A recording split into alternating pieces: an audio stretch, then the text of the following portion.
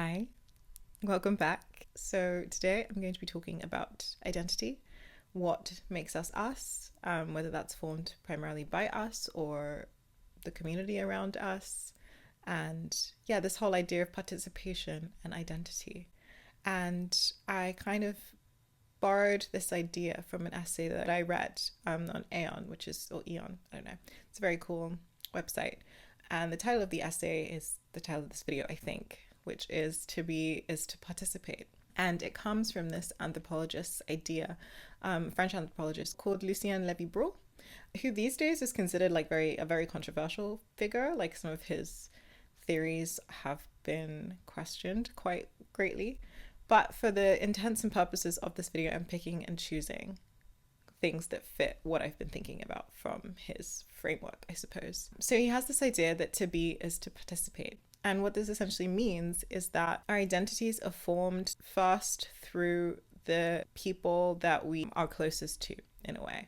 And the reason that I was really, really interested in this topic, because it got me thinking about this whole idea that who we are is possibly a collection of everyone we love and everyone we've ever loved. That was kind of like the central theme behind this. So essentially he argued that our identities are formed through participating in the identities of other people. It's like we relate to others in order to form our identity rather than us having an identity that then can relate to others. An example that's used really well to illustrate this is very small children. When babies are first born, they don't see themselves as separate people. They see themselves as extensions of their primary caregiver, whether that be the person who gave birth to them or just whoever is looking after them primarily after birth. They have no concept of like self and personhood outside of that person. They develop this sense of self later on. Like they become aware of themselves as an autonomous being later. This is essentially what this theory is saying, that we form our sense of self, our identity, from relating to others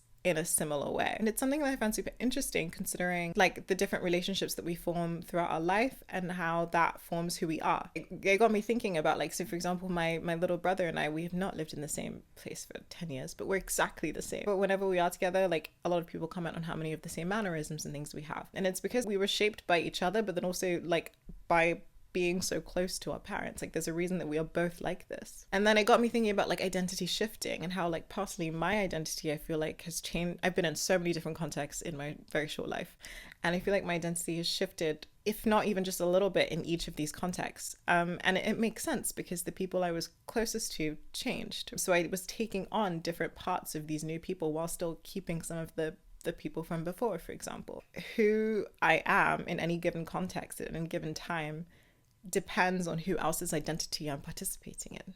I think this is interesting because I think it's very easy for us to believe that we are the ones who decide completely who we are, sort of the traits that we take on and our identity, who we personally are. And to an extent, I think that is the case. We can determine which parts of us we want to dominate, but I don't think we can determine entirely like which parts of us there are. I think that is very, very determined. And like, I think I agree with this theory that it's quite determined by who we're around and what parts of their identity we're participating in. Like I feel like certain traits can really kind of only come to be through other people. Like one example I was thinking of is kindness. So kindness can be identified through kind acts, of course, and kind acts often have the greatest impact when performed like towards others. Like that's kind of what kindness is. But I don't think we can learn how to be kind without witnessing kindness ourselves, if that makes sense. And to witness kindness ourselves, we need someone external to us to be showcasing kindness, whether that be towards us or someone else. And it needs to be someone close to us that we might want to emulate, right? In order to kind of like cultivate this value, to be kind and to develop this like virtue, value, disposition of kindness, you kind of have to participate in the identity of someone who is kind and is actively kind, who maybe has shown you kindness or shown you how to deliver kindness. And like I find this idea really cool because by participating in someone else's kindness and like cultivating, it then becomes part of your identity, right? Like being a kind person can then sort of like manifest in you. But then also by going out into the world and being a kind person, you are sort of simultaneously participating in the future kindness of anyone else who sees you being kind. Like you're forming that identity path of anyone else who comes and is close to you afterwards. And that's the really interesting thing. Like, it seems like a string that's connected like throughout time. That's how these values are sort of passed on. I really like this idea. I think I used to beat myself up a lot personally about the fact that my personal identity was so dynamic, and I seemed to take on so many traits like osmosis, like so easily from people. And I was kind of like, why am I not grounded in like one thing all the time?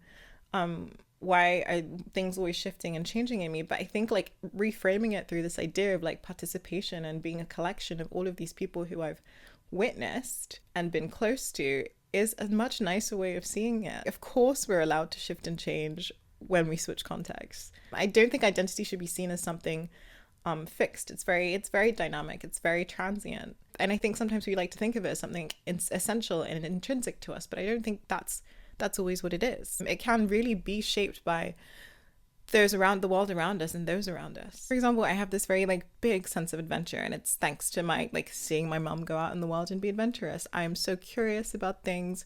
And I love to read because of my grandpa and how much he questioned me. I have like a very specific dry sense of humor because of the friends that I made at university. I'm very, very strong-willed because I've like seen my cousins go after exactly what they want, how they want to do it. All of these facets of my personality exist because of my relation to these people, right? Like, so the relation to them and seeing them do these things was first, and then and what I've taken from it came second.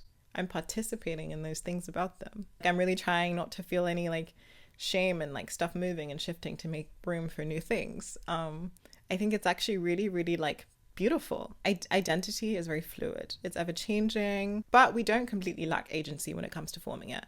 And this is also why like I say / take this all with a pinch of salt, in the sense of like, especially in adult relationships, like in friendships, in people you choose to be your partner, you can decide. I think that whenever there is a choice, you should decide to relate to or be close to people that you want to be like, essentially. And I know that up to a certain point that there isn't really a choice in that. You can't pick who your family are, etc. But I think a lot of us kind of forget how much agency we have in the relationships that we choose to engage in and tolerate. They really, really can shape who you are and how you feel about yourself and how you look at the world and how you identify in the world, essentially. I think that we are just as susceptible to picking up desirable character traits as we are undesirable ones. Like, think of the small children example. Like, they are just as likely to pick up the virtue of kindness as they are to become violent. It just depends on what they have seen the most of, what they have borne witness to most. I mean, like, children can't really choose what circumstances they're dealt, and I mean, we all still deal with them into adulthood.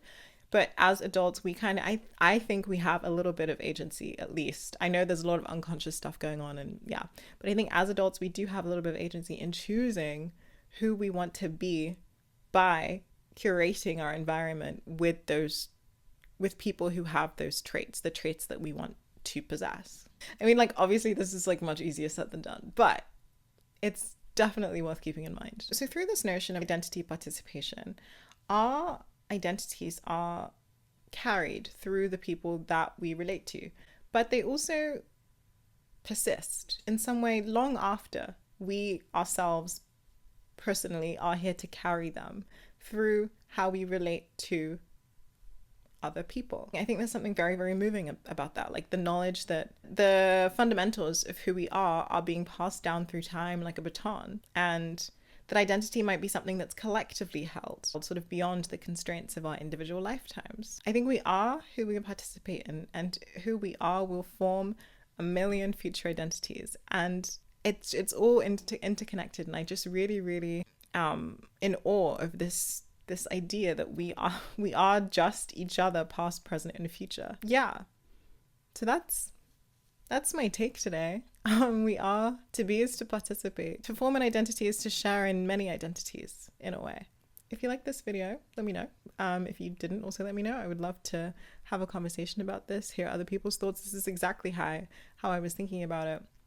And it really moved me to think about me as a collection of, everyone, an amalgamation of everyone I have ever been close to and will ever be close to. Otherwise, like, subscribe.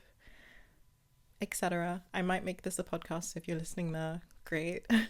But otherwise, thank you. I really enjoyed sort of like writing in this style, making it a little bit more personal, essay-y. It's slightly less research heavy, but I liked it. Let me know if you did. Otherwise, I will catch you next time. Bye.